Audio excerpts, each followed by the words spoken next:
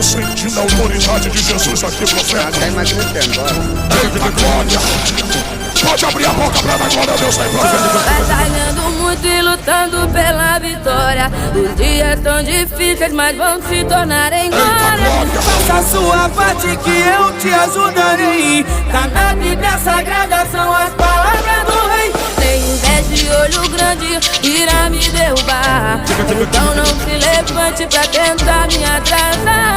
Cuide da sua vida que o Senhor cuida da minha. Pra que te derrubar se fruta podre cai sozinha?